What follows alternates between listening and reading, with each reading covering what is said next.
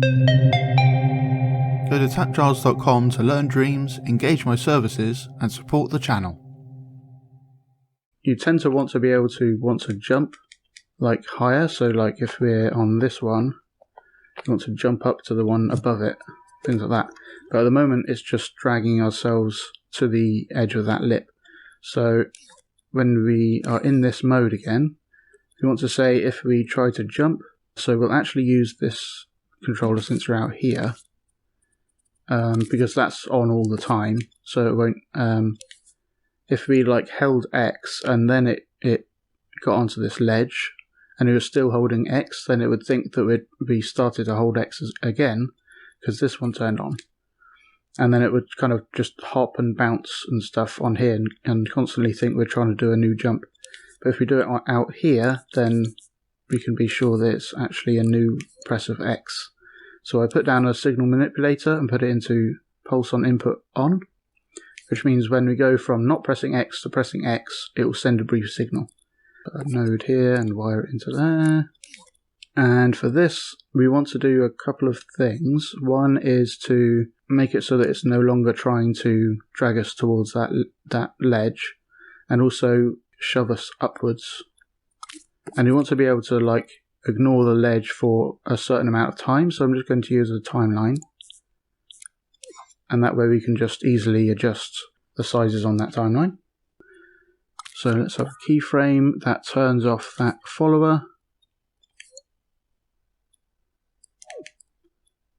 and we can just make that larger so that it turns off for half a second. And we'll also have a mover pointing up. And the cool thing about the way Dreams works is all the procedural animation, the jumps and stuff, poses and animations, all work based on if you're touching the ground and if you're moving up or down. So because we'll be moving up, it'll still do the same animations, just for free.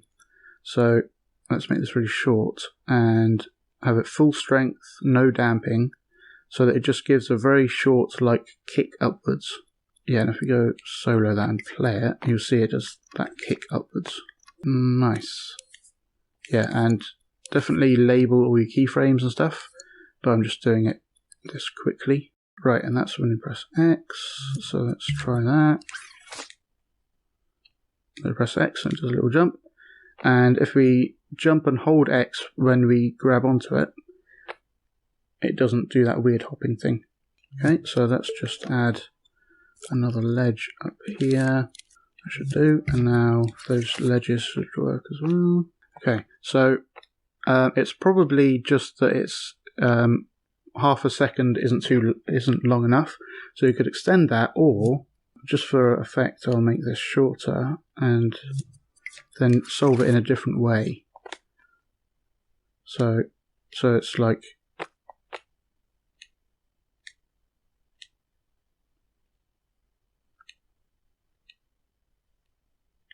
yeah, so I'm going to, so that will help. I'm going to say that we only want to grab onto a ledge while we're falling down, because if we have like a ledge that's, let's see how high you can get to. Yeah, so you see, even while we're still jumping, it kind of suddenly snaps even though we never got to it yet. So I only want to grab onto something if we're falling, which means while we're jumping up, we won't grab onto anything, and then as soon as we start falling, we'll be able to grab stuff on our way down, and that will have a much more natural look to it. So we're going to put this into a chip, because the times when you want to allow this is becoming more complex. So put this into a chip, and we'll have a node coming out of it, and then we can have all sorts of stuff going on in there, and just wire it into this chip when we need to. So that's cool. So we want to find out if we are moving down. So we've got this movement sensor, and we've got the Y speed, and you can see on here the Y is up. So positive means it's moving upwards, and negative means it's moving downwards. So first I'll just use a calculator, put that into a Y, and this will have a problem, but we'll sort it out. So if it's less than 0, and we're not on the ground, so let's use an AND gate.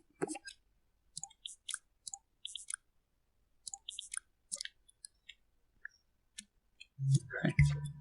Then we want to be able to grab a ledge. Okay. So it's it's working, but it keeps on letting go and then grabbing on and stuff, and it's kind of doing this jig. That's because if we look at what this gives us, it will show the output there. So it's going kind of up and down. That's because at 0, it won't let us grab anything. So when we actually grab onto this and are stable, then we're at 0. And then it says, oh, we can't grab anything, and then it kind of lets go again. So we want to say if we are 0 or less. So one way of doing that is saying it'll be greater than 0 if we are moving up, and then this will say if we're not moving up, which means we're moving down or we're at 0, then we'll allow the laser scopes to work. Let's see if that does it. And there you go. So the problem with these not being level is that we may be moving up and down a little bit. So if we actually adjust this to slightly bigger maybe.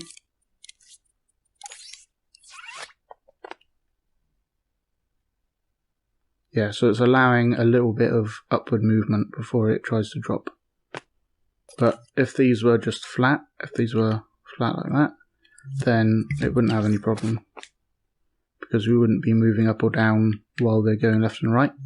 And to adjust these, by the way, if this is like wonky like that, and I grab it and press triangle, then it puts it to 90 degrees of the actual grid. So that's like that. Make sure they're all flat. That should be fine. So let's just test and see if that hops up there. Okay. Okay, and we can go left and right.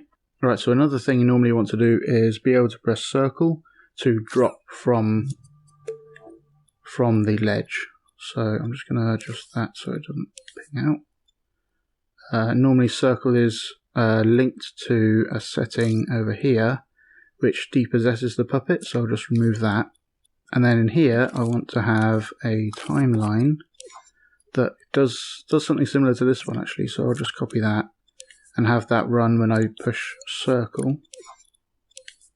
Make sure that's in once mode. This should be in once mode as well, because we just want it to do its thing all the way to the end, even if we stop grabbing the ledge. Yeah, so we don't want a mover, we just want to use this keyframe which makes us stop following, which makes us drop. This mover probably shouldn't affect the Y at all. For this mover we only want to, even if we rotate like that, we now want the left and right to be like that. So if we turn on local space and just adjust that again, now even if we rotate, then it will still be left and right regardless of what way we're oriented.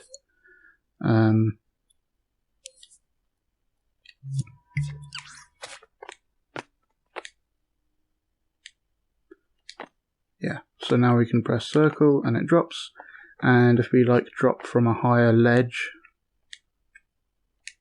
we'll grab onto a lower ledge, and now we're on the ground. Cool, so one last thing I want to show how to do is anchored animation depending on like where we are. So if we're at the top and we press X, don't want to jump, I want to do a little animation to climb up over the edge. So I'll just give it more of an edge to climb over. Cool, so for that we need to be able to mark the top of the thing. So I'll just have another couple of these. Okay, and I'll make this have a different label, or it'll have the same label and another one. So I'll call this scenery and targets, for example, and I'll just give it a different color as well, so you remember this is a different thing. So that's got the added target label. So we want to know if we are grabbed onto a one with that label. So if we use a trigger zone that looks for that label,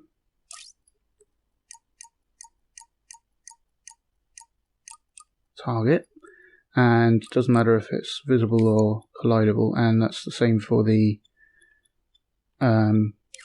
lasers, because this stuff, these markers will just be made invisible and then it'll be fine. So we don't want to care about it being visible or collidable. Right, so we'll just put this around where we'll be grabbing onto, so it's around there. So if we're right in front of one of those, then for now we'll just show something so that we know it's working. So I have a text displayer, I'll go into this and then press done, and then it thinks there's text there, so then it will actually show it. So now let's try and climb up there. Okay, so now it knows we're on the top one. So we want to change what this X button does, and we want to do something different depending on what the trigger zone says. So instead of going straight through, we'll have a selector, and this trigger zone will tell this selector which channel to be on. So you can actually send it a active port number, and if it's 0, then it'll be on A, 1, it'll be on B, 2, it'll be on C, and so on. So while this trigger zone is detecting something, it's sending a 1. When it's not detecting something, it's sending a 0. So if we wire this into here, now if we are on that top marker, then it will be able to send stuff through B, and if we're not on that top marker, it will send stuff through A instead. So A will do the jump, and B, I just won't have anything for now. I'll just have another one of these saying climb. Like that. And when do we want that to happen? We want that to happen when we push X. So we'll just power the selector when you push X, and that will actually send signals to whichever one is appropriate. So let's try that out. So jumping still works. And then we get to the top one and try and jump. It just says climb because it's not doing that other jump timeline. So that's good. Cool. So in here, what do we want to do? We want to keep following, we want to kind of use the position that it already had and kind of lock that in so that it doesn't change. So let's have a microchip and do some logic in here. We want to use that same position over there into a follower, just the same as we had already. So I'll copy that into this chip and copy the wire into the follower again, just like that. But we also want to freeze that position, so we can animate the character up and over, but it won't affect it, anything the laser scopes are doing won't affect this animation. So we use a signal manipulator and wire it in there. And the signal manipulator has this freeze output. So if I just quickly demonstrate how that works. Let's have a signal manipulator. Signal generator. This just gives you a different signal over time. You can see it changing. So if you play time and then I pause, I freeze the output, then the output stays whatever it was at the time. So we'll be able to use that to store the position and make sure it doesn't change while we're animating using it. So we wire the position into the signal manipulator, and we want to freeze it just a moment after this chip is powered. This chip will power at the start of this timeline, but we want to freeze it just after that point so that it has a chance to start outputting the correct position, and then we'll freeze it. Otherwise it'll just freeze at 0 because it's not got any output yet. So for that we just use a simple keyframe and freeze that and have that going through the timeline, and that will go into the target position. So at the moment nothing is really happening. It will stay at the same position because we're using the same position, the followers at the same spot relative to the character, and so at the moment nothing is, all this is a bit pointless until we animate where this gizmo is. So just for quickness, I'll use an action recorder. Let's animate it. So like that. So as this moves around, just as we animated, that spot will be the corner of this marker. So the whole puppet will move around relative to where this dot is. So I'll just put that into there. Okay, make it sustain, so it just does it and then stops. And then we want the follower to keep working and the freeze to keep working, and we'll just extend that as well. And then when it gets to the end, the follower and all that stuff will just reset and stop being powered. Have this open, and then we can see the gizmo and see what it's doing. Oh. And we use test mode, so we can still see the gadgets and stuff. Get up to there, and now when we press X, it completely freaks out.